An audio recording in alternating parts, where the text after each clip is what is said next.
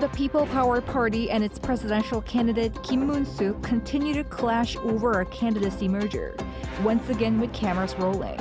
Later, Kim's request seeking his candidacy status protected was dismissed by a court. The Democratic Party's presidential candidate Lee Jae-myung was in Gyeongsang-buk-do today amid the ongoing repercussions, despite his legal risk being cleared away for now. Cardinal Robert Prevost was elected as the new pope, the first American ever to be chosen. He has taken the name Pope Leo XIV, and the spiritual leader for 1.4 billion Catholics around the world wished for peace with his first words in public. The US and the UK struck a new trade agreement, the first since Trump's aggressive tariff campaign. Though specifics were not made clear, it aims to lower tariffs on cars, steel, and aluminum. It's May 9th, 8 p.m. in Seoul. This is Newscenter. Thank you for joining us. I'm Yoon Jung-min. The People Power Party and its presidential candidate Kim Moon-soo met today amid severe conflict over the single candidacy for the conservative camp. What looked to be an amicable meetup soon turned frigid, as neither seemed to have changed their stances.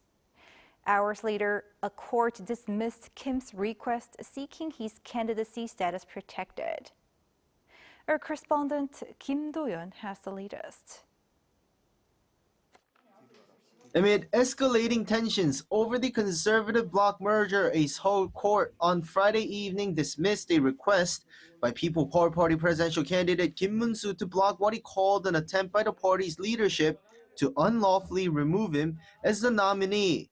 Kim has argued that the party leadership is sidelining him in favor of merging with independent candidate Han Deok-soo with Han on the ballot. This also comes after Kim's dramatic first appearance at a full-floor meeting of PPP lawmakers since winning the primary on Friday morning, a move that some thought was a sign of easing tensions with the party. He took the podium with positivity. Esteemed lawmakers of our proud People Power Party, I sincerely love and respect you all. But positivity and ease tensions were not his intention. He proceeded to double down on his criticism of the leadership for forcing the merger with Han. Even now, the party leadership is using every unlawful and unjust means to remove me and install an independent candidate as our party's nominee. The party's interim leader responded and charged out of the meeting in anger. I won't say much, but if someone wants to be a true leader, a greater leader, they must be willing to let go of themselves. Kim followed soon after as he exited the chamber. Several lawmakers urged him to stay and talk, but Kim brushed past them, a clear display of just how deep the rift has grown. Kim has continued to call for a merger to happen next week, saying a rush deal would only hurt both camps and fail to win over voters. But the PPP leadership is pushing for a merger before Sunday, the official deadline to register candidates, warning that if Han registers as an independent, he'll be listed lower on the ballot and barred from using the party's name or logo, even if he becomes the final candidate between the two. Han, for his part, has drawn a firm line: no merger by Sunday, no candidacy at all. Meanwhile, the party conducted a two-day internal vote among registered members, along with a public opinion poll, to decide its official nominee. Voting among members ended at 4 p.m. Friday, and the public poll wrapped up at 1 p.m. Although results cannot be publicly released due to election regulations, they may be disclosed behind closed doors as PPP lawmakers gather for another floor-wide meeting at 8 p.m. Now, with the court refusing to intervene and Sunday's deadline fast approaching, the party is free to act, and the internal survey could prove decisive in shaping what comes next. Kim Do-yeon, Arirang News. The Liberal Party's presidential candidate Lee Jae-myung chose traditionally conservative-leaning Gyeongsang-buk-do province for his campaign today. This comes amid his legal risk being cleared for now, but repercussions still ongoing. Our correspondent Shin Ha-young reports. Democratic Party presidential candidate Lee Jae-myung began a two-day visit to the Gyeongsang-do provinces today to meet with residents. It marks his final regional trip before the official campaign kicks off on Monday, and he chose to focus on areas known as conservative strongholds. At his first stop in Gyeongju, Gyeongsangbuk-do province, Lee said the president is just a tool chosen by people and encouraged voters to choose a trustworthy worker. He also appealed to voters by pledging full National Assembly support for the upcoming APEC summit in the city. I'm sure the people of Gyeongju will help build not just a better city, but a new and hopeful Korea for the people, one that's for the people and respects the people. Ahead of the official campaign, East Camp introduced its strategy for the presidential race. The camp decided to focus on national unity with a brand identity using both blue and red. It highlighted 3 key points: ending what it called insurrection and restoring democracy, helping Korea become a global leader, and building a united nation. Meanwhile, following the Supreme Court's decision on Lee's election law violation case, the DP, which has been describing it as political interference, continues to urge an investigation into the top court's ruling. This comes despite the removal of a major legal hurdle for Lee, as the High Court postponed a rehearing and review of its verdict until after the presidential election. Party floor leader Park Chan-dae said on Friday that the best way for Chief Justice Cho Lee-dae to protect the judiciary's honor and do what's right was to step down before it was too late. Judges from around the country have decided to hold an extraordinary meeting on May 26 to discuss the controversy surrounding the Supreme Court's ruling on Lee. Shin Ha-young, Arirang News. Official campaigning will begin on Monday for the June 3rd presidential election. After the National Election Commission receives candidate registrations on Saturday and Sunday, official contenders can take to the streets until the day before the election. Official candidate posters will be displayed at some 80,000 locations across the country, with 26 million campaign booklets and 25 million flyers distributed to households nationwide. Candidates, family members, and campaign staff will be allowed to hand out name cards and display banners. Outdoor speeches and discussions can be held in public spaces between 7 a.m. and 11 p.m.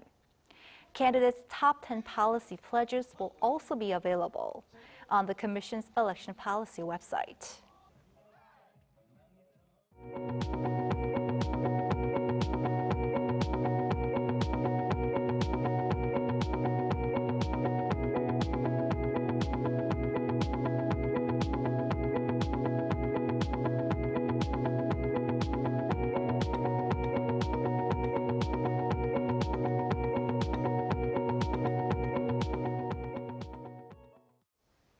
A new pope has been elected to lead 1.4 billion Catholics around the world.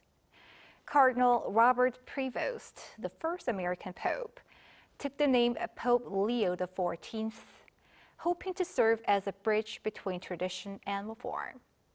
His first message to the public was peace. Shin Se-byuk reports. As white smoke billowed from the chimney of the Vatican Sistine Chapel at 6:05 p.m. on Thursday local time, the world welcomed a new pope. Cardinal Robert Francis Prevost, now known as Leo XIV, has become the first American pope in the over 2,000-year history of the Catholic Church. Emerging in the traditional white cassock, the new pope appeared on the balcony overlooking St. Peter's Square to deliver his first message to the world. La pace sia con tutti voi. The 69-year-old was elected on the fourth round of voting just 2 days after the conclave began, with at least 2/3 of the 133 cardinal votes needed to confirm his selection. His election comes 17 days after the death of his predecessor, Pope Francis. In the Vatican, the atmosphere was one of celebration as the faithful welcomed the newly elected pontiff. Having the leader of the Catholic Church be from the same country as I am just felt I just felt very proud. Really happy, and really happy. It's a big surprise and a big blessing for the church and for the church in the United States also, and the church in the Americas. Yeah. U.S. President Donald Trump also took to social media, saying it's an honor to see the first American Pope. Back in his hometown of Chicago, the mood was equally celebratory. Very surprised and then elated. It's exciting, American. It's nice for us.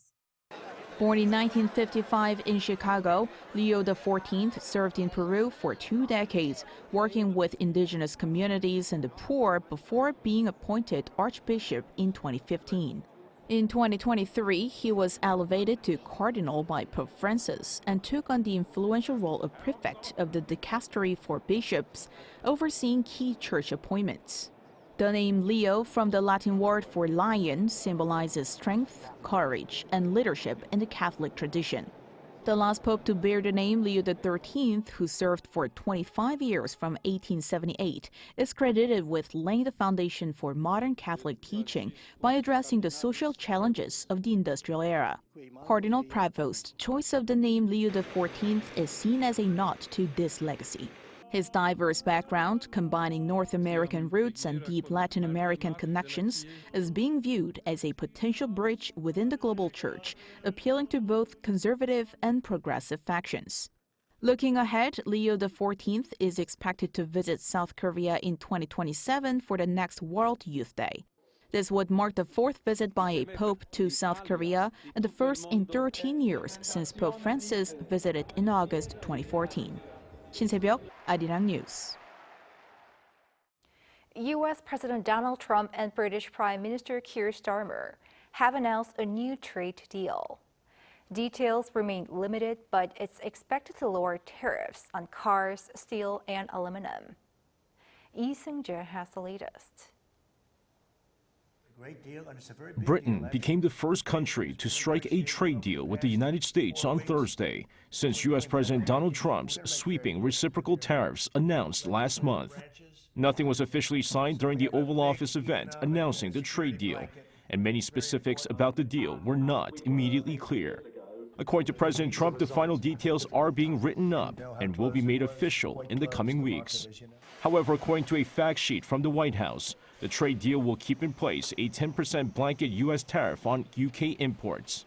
It will also adjust tariffs on UK cars so that the first 100,000 vehicles imported from British car makers each year would be subject to a 10% rate, with additional vehicles facing a 25% tariff. Speaking to workers and reporters during a visit to a car factory in West Midlands, England on Thursday, British Prime Minister Keir Starmer praised the deal, calling it historic. And I'm really pleased to announce to you, and I wanted to come to you to announce that we've agreed the basis of a historic economic prosperity deal. And that is a deal that will protect British businesses and save thousands of jobs in Britain. Really important, skilled, well-paid jobs. The deal will see U.S. tariffs on British cars slashed from 27.5% to 10%. Also, import duties on steel and aluminum will be reduced to 0. Lee Jae-myung, Arirang News. Leaders of Russia and China have met in Moscow, seeking a deeper partnership, apparently with the United States in mind. Their agenda also covered urging the international community to abandon sanctions on North Korea. Joseon has more. Russian President Vladimir Putin and Chinese President Xi Jinping met in Moscow on Thursday local time and signed a joint statement where they pledged to strengthen cooperation in all areas, including military ties. During their talks in the Kremlin, the two leaders cast themselves as defenders of a new world order no longer dominated by the U.S. amid growing pressure from the West. Our common heroic past and combat brotherhood are a reliable foundation for the development and strengthening of Russian-Chinese relations. And these relations have reached the highest level in history. The two sides also addressed global issues, including those related to North Korea. They called on other countries to drop sanctions against Pyongyang, while saying issues on the Korean peninsula must be resolved only through diplomatic means. China and Russia will continue to stand together, firmly safeguard the international system with the United Nations at its core, an international order based on international law, and continue to promote an equal and orderly multipolar world. When experts suggested the reason Russia and China are backing North Korea could be because of the North's role in countering threats from the West. And I can only speculate that North Korea is playing an important role in this anti-Western strategy. In the immediate circumstances, it's providing weaponry, it's providing artillery, it's providing soldiers, and of course it's testing these short-range missiles for export for use in other battlefields as well. So it may be that North Korea is simply useful in this respect, both the great powers, China and Russia. Xi and other world leaders attended the annual Victory Day military parade in Moscow on Friday to mark the 80th anniversary of the defeat of Nazi Germany in World War II. This was the first time in 10 years for the Chinese leader to attend the event. At the parade, Putin also met with the North Korean military delegation and Shin Hong-cheol, the North's ambassador to Russia, saying Russia supports those participating in the special military operation in Ukraine. The South Korean government earlier said it had received an invitation from Russia but decided not to attend. This is likely because sending a senior official to the parade, showcasing Russia's military capabilities, could in itself send the wrong signal, especially at a time when Pyongyang and Moscow have been continuing arms cooperation, which is a violation of UN Security Council resolutions. Joseon, Arirang News. Over in South Asia, tensions between India and Pakistan are getting worse. Both sides keep attacking and retaliating with drone and missile strikes. India stated on Thursday it had intercepted Pakistani airstrikes on its military sites, while Pakistan denied this and claimed it shot down 25 Indian drones. On the same day, India carried out airstrikes in parts of Punjab and Pakistan-administered Kashmir. This came a day after India claimed to have struck 9 terrorist infrastructure sites in Pakistan in response to the massacre of 26 individuals, mostly Indian tourists, by militants in April.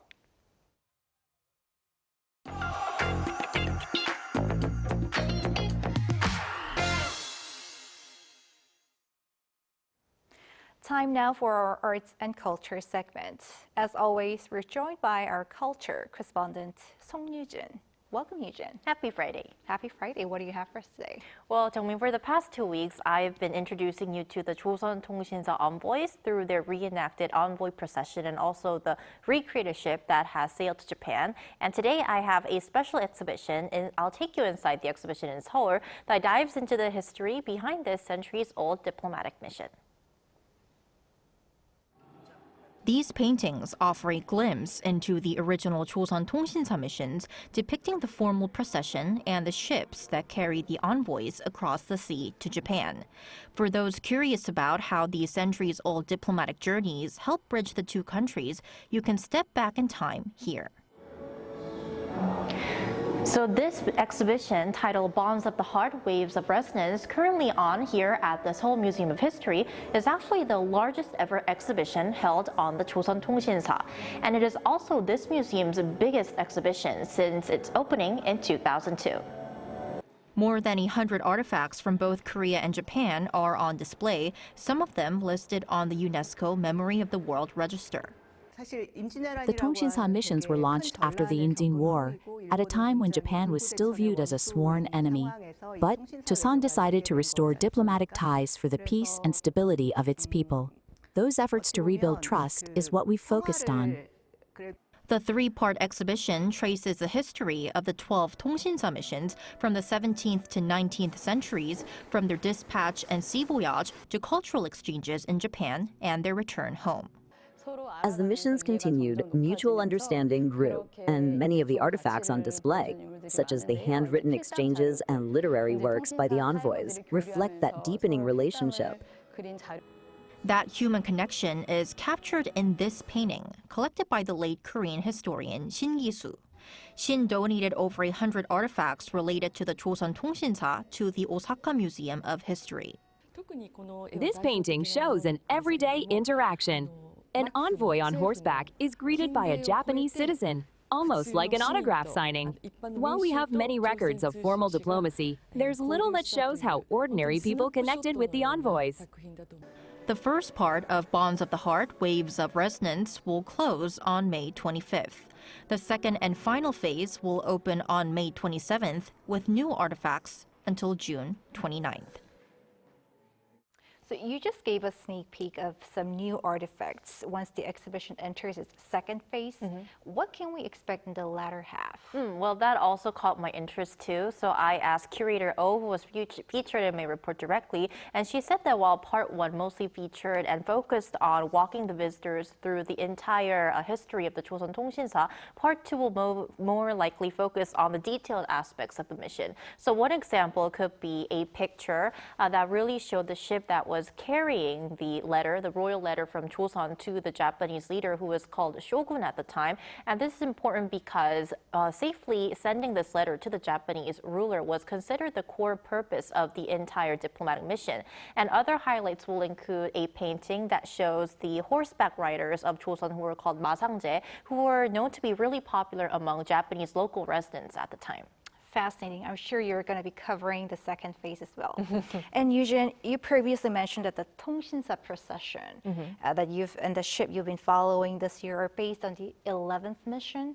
Tell us more about that specific journey. Well, I want to mention that the 11th mission is very important because many historians say that this mission is the highlight of the 12 official Joseon Tongsinsa missions, and this specific mission took place from 1763 to 1764.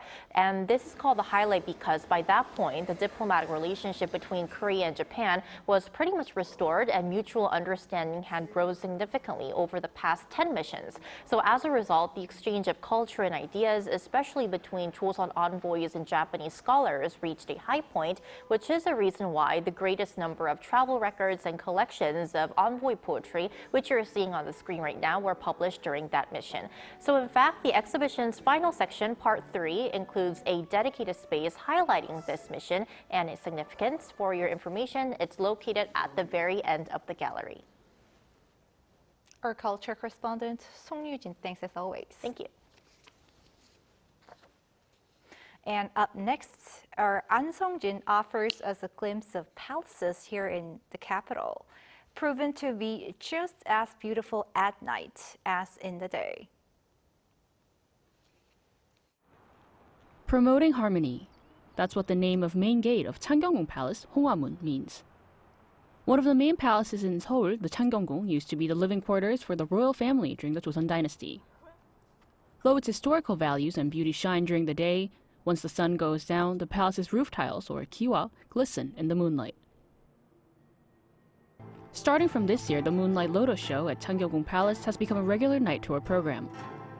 The enchanting media art illuminates Chundangji Pond. Scenes of blossoming flowers sparkle on the serene pond backdrop, and petals fall to the sound effect of a water drop. The night tour program encapsulates the palace's scenery through media art facades and revolves around the theme of harmony between tradition and modernity.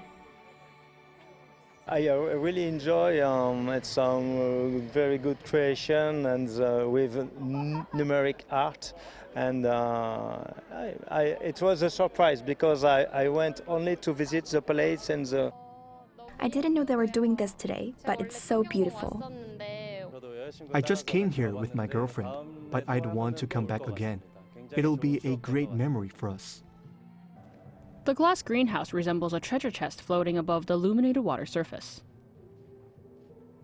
Such programs at night open up the opportunity to soak in the virtue and the beauty of the palace through various visual attractions. I think one reason why these night tours are so popular is because unlike the bustling daytime view, the night view offers something different, serenity and peacefulness. That's why we want to further expand our programs. Even though night tours will be offered through the entire year, those who want to see the media art facade will have to go before May 18th or wait till September when the program resumes. An Sung-jin, Arirang News.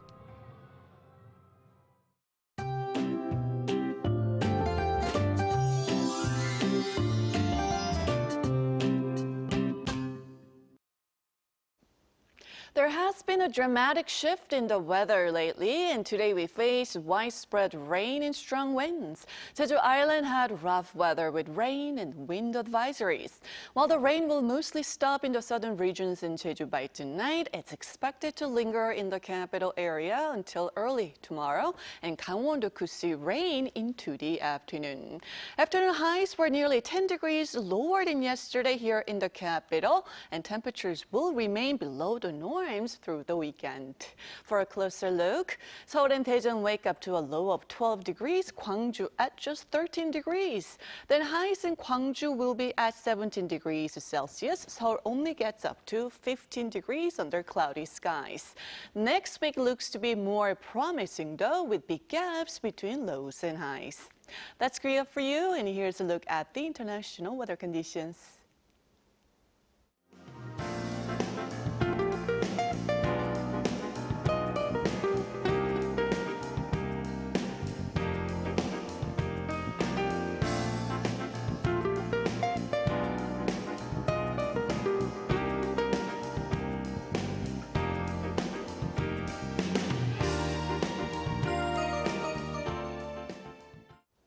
That is Newscenter for tonight. Thank you for watching. A panel session up next.